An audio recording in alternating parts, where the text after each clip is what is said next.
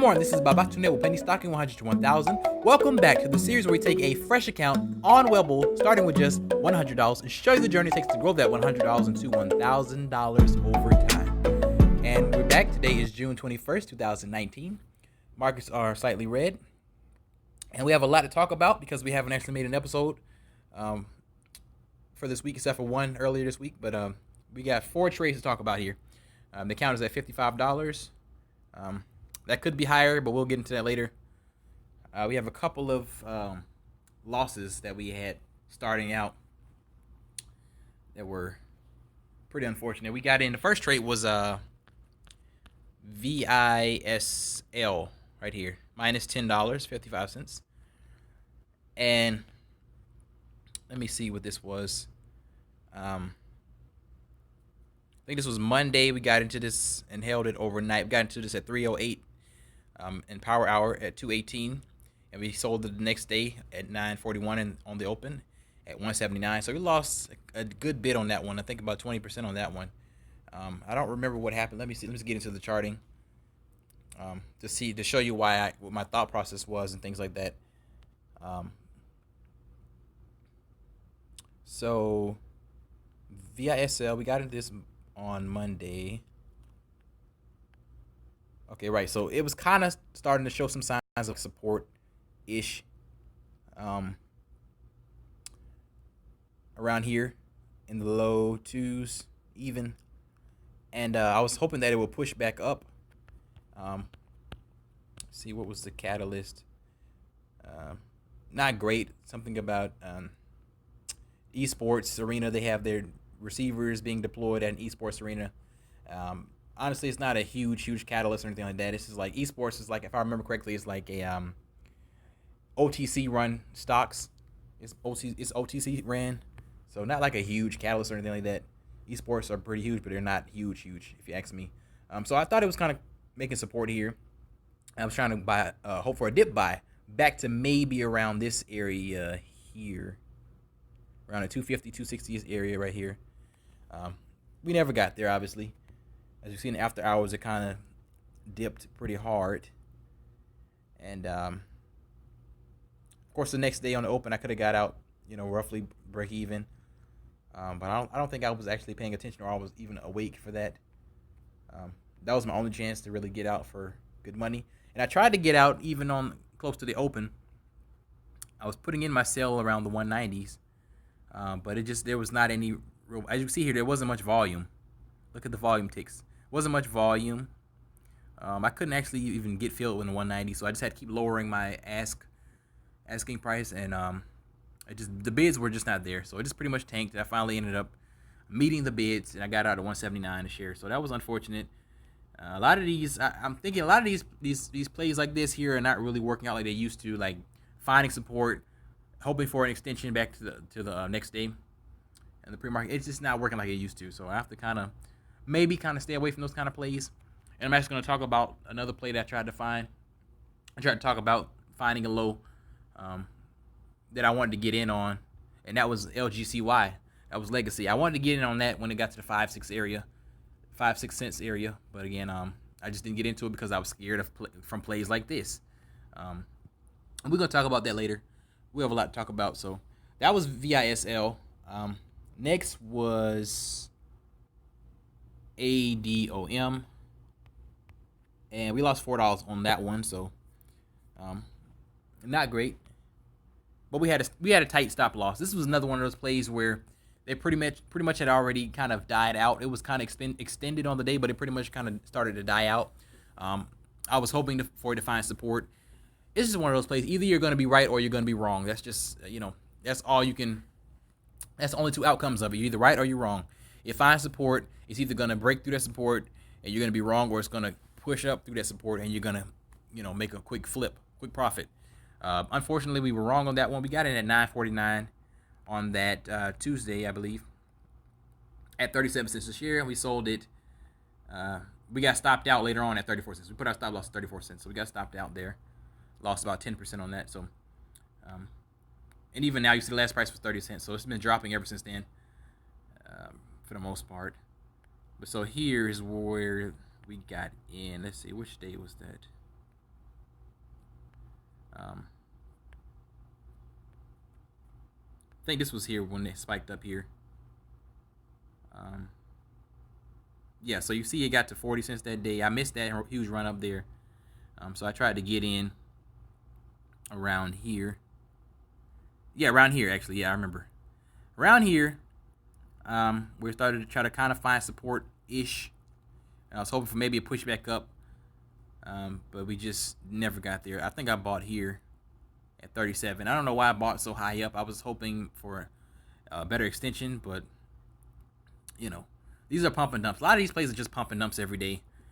Like you see, as you can see here, how far the candle wick extends before it drops right back down. A lot of these plays are just pumps. They just quickly touch it and then they drop right back down. People sell out and take their profits and move on. And that's exactly what happened here. What was the catalyst on this one? Nothing really huge. Science distribution agreement, gaining access to the growing neighborhood electric. Nothing huge, if you ask me. So, like I said, we got in around on this candlestick and tried to hope for support. Like I said, we had a tight stop loss. We was only willing to risk about 10% in losses. So it did not hold its support up here. Caved down, cracked. We got out here on this candlestick here. We got to a low of 34. That was our stop loss. We got out there. It dropped down even further on the day. Got down to 32 there, and it just wasn't great. Yes, it pushed back up later on in the day to 35, but that was it. So nothing great there. Like I said, you're either going to be right or you're going to be wrong on these kind of plays. So either take the win or take the loss. We took a loss. I'm going to have to stop trying to kind of force plays here. The strategy I love that works so well is just buying into strength and selling into strength. So this had already started to die out. If you haven't remembered, this actually started to die out. So when they start to die out, you probably should just leave them alone. They're mostly pump and dumps. So, leave them alone. And next play was a day trade, I believe, on FRSX.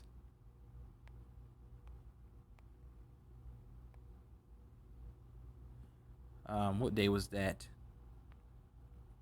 I think that was Wednesday. So yeah, Wednesday, a day trade on that. We made a good almost 20% on that one, so that was nice. Finally a win, So we got in at $1.30 a share, and this was all in the pre-market. I love this. This was all in the pre-market within about 15 minutes. This is what it's all about. And I pretty much sold at around the high. I think it got to about 161 or something like that, 162 cents in that pre-market. So this is what it's all about. A lot of these plays are just pump and dumps. People are thinking just like me. They want to take that quick, 15, 20% gain and move on. This was very early in the market, very early in the market day. Like I said, 437 in the pre-market. Let's get into the charting. And as you can see right now, it's in the 130s. Pump and dump, like I said, they just pretty much fizzle out and die. So these types of plays are not plays that you want to just kind of hold on to, obviously. So this was the run up here. Like I said, 162 was the high here for the day. That was later on. But we got in on this candlestick here. We saw this huge momentum, huge strength. This huge gap up popped up on our scanners. It's like the only thing in the pre-market that early in the morning that was huge. So I took note of that. I wanted to just go ahead and get in. Right? I just wanted to go ahead and get in on the gap up.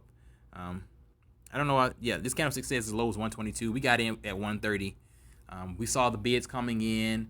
We saw a lot of green popping up on the level 2. So he's like, yeah, we have to get in now. We have to either you have to go or you just don't make a move. Don't chase it. Just either go ahead and make the move or don't. I decided to just go ahead and put in my order, make the move. We made the move at 130. Like I said, we were happily rewarded later on. We sold this at on this tick here, I believe. Got to 161 on that tick. We sold it at 159. So as you can see here, it pretty much just fizzled out and died the rest of the morning. So like I said, you have to be very careful with these kind of plays because they're mostly just pump and dumps. So that's what I'm kind of starting to do now. Just kind of take these plays with a grain of salt because most of them are pump and dumps. Take your money and move on. Next play was an overnight. This is the last play for the week. This was MLNT. This was like a break even, if I remember correctly. This is a break even, so it should be down here. Yeah, we made 40 cents on this one. We could have did better on this, and I'm going to talk about it. So MLNT, we got in at $6.66 a share because, why not? Why not? We sold it the next day on the open at 9.44. We sold it at $6.73 a share. I didn't like the price action on it on the open. I should have got out a lot sooner, but I just was not. I was not awake. There's just no excuse for it. Some days I just don't feel. I'm not really feeling up to it. That's another problem with these overnight plays. Sometimes you just don't really. You'll buy into it the day before, but the next day you're just like, I don't feel like getting up right now. So we just didn't feel like getting up. So we missed the huge run up. I think it ran to about $8.20 that morning in the pre-market, and we missed that. So we had a chance to make 30% roughly on our money, but we weren't up. We weren't awake. So it is what it is. So we ended up having a break even. If it's an overnight play, you make a break even. It's fine. It's fine. So we got in on that 19th and we sold it the 20th. Let's see, what day was that here? So right here, as you can see, got to 8.19 in that pre-market. What time was that? 9:15 in the morning. So if I got up just before the market opened like I used to back in the day, I would have actually caught that run up. Like I said, I just was asleep. I didn't think I actually woke up till like 9:25, 9:30, something like that. So that was unfortunate. I had just barely missed it. By the time I got in, it was around like the low sevens on this candlestick here. And it ran at 6.55. I didn't like that action. I ended up selling on the next candlestick, I believe, at 6.70, 6.73, something like that, because I just wanted to go ahead and take the win because I knew this was going to drop. I knew this was tanking. This had no potential of getting back to the 8s. I figured that, so I just went ahead and just took the break even and said, you know what, forget it. Of course, it did actually jump back up on the next candlestick after that to 7.41, so coulda, shoulda, woulda made like 10, 12% on my money, but it is what it is. I should have made the 20, 30% up here. But you just kind of have to be awake. You have to be awake. I know it's hard. It sucks. Having to get up at 4 o'clock in the morning and stay up pretty much the whole day. Some days you're just not going to feel like it. But this is what people have to do if they want to be successful in the market. So I can't be upset that I didn't wake up for that. It is what it is. My own fault, I know. So I will take that break even happily. It could have been a lot worse. I could have woke up and this thing was, back in the 4s. Which it actually did do in the pre-market, actually, if you see here, 484. But it rose back up, so, could have been worse. I'll take a break even any day. So that was that. And the play I wanted to get in on Thursday coming into Friday was the big play that everybody's been talking about, LGCY, that has been pretty much just pumping and dumping all over the place for the last couple of weeks. The bankrupt penny stock that's probably on its way onto the OTC sector. So very, very soon. I was looking at this all day Thursday. I was actually looking at this all day Thursday, contemplating when I was going to actually make my move. This looked pretty good here around the 650s, the mid 6s. I just didn't, like I said, a lot of these plays have just not really been doing well for me. So I don't really want to dip by this right here. This is all-time low area right here. I didn't actually want to dip by that just in case, because like I said, VISL, I got screwed over. A couple of plays I've been getting screwed over. ADOM, trying to hope for a support bounce, and it's just not been working. So I was a little hesitant to get into that. I was thinking that maybe if it drops down to the 5s or below the 5s, that might be a good entry. We actually got that, but this was very, very short-lived. Right at the close, it did drop to 5.3 cents a share very, very quickly on one tick, and then it pushed right back up. And I was just like, I don't really know about this one. It could still drop in after. I kind of just faked myself out, got a little scared. And to be honest, this could very well have gotten closer to 2 cents a share. And I think that's what I was kind of hoping for, kind of looking for to get into. These players are just they're not to be trusted. You don't know when these things are going to get delisted or when the next bad news report is going to come in on these bankrupt stocks like this. So I trade them very, very, very carefully because I just do not want to get burned on a lottery play like this. This was a lottery play. Yes, I could have, should have, would have got in the fives like I wanted to, and double my money overnight because I didn't have any day trade, so it would have been overnight. So I could have doubled my money, could have, should have, would have, but even got 13 cents in the pre-market around 7 a.m. But you just have to be safe sometimes. So that's unfortunate that I missed that run up. But you just have to be safe, because what if this was that one time that I tried to make that move and it just kind of caved and cracked back down towards the 2 cent area, 2 or 3 cents area, then I'd be down half my money. So, I don't like those odds where you can either be up 100% or down 50%. It's just that's not really great risk reward, to be honest to me. So, like I said, I don't like to play around with these type of bankrupt stocks too often. So we'll see what happens. Right now it's like at 8 cents a share, roughly. So it's just kind of pumping and dumping every day until it finds this next new low, until it gets ready to get delisted. So people are playing with fire with this here. It's a lottery ticket play. So take from that what you will. But that was the week recap of what went on in the series. So a lot going on. We're slowly getting back there. Of course, if I got it in a legacy, I would have, been back up over $100 in my account by now. But that's fine. We'll get there next week on week 9 of the series. That's going to be our goal, to get back to 100 next week. We'll see what happens. And I hope you all will study over the weekend, because there's just a lot to be learned.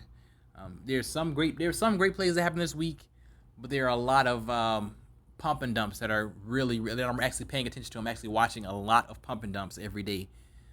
So be careful is all I have to say. Be very, very careful with your money. Be hesitant. As you can see how I've been. Be hesitant. If you're going to jump in, have a tight stop loss. If you want to think about a play like Legacy holding overnight, you don't have any day trades. Sometimes you have to be very careful. Like I said, I didn't have any day trades on Legacy on the day I want to trade Legacy. So I was very, very scared to trade, just in case it actually did drop down close to zero, So you have to be safe. I didn't have a day trade, so I wanted to be safe. I chose not to get in. So all I'm saying is be careful, be safe. This is pump and dump market territory these days. So be careful. And I guess we'll see you next week on the series on Pennystocking 100 to 1,000. And we just encourage you all to stay motivated, stay inspired, study hard over the weekend, and penny stocks will reward you. Thank you.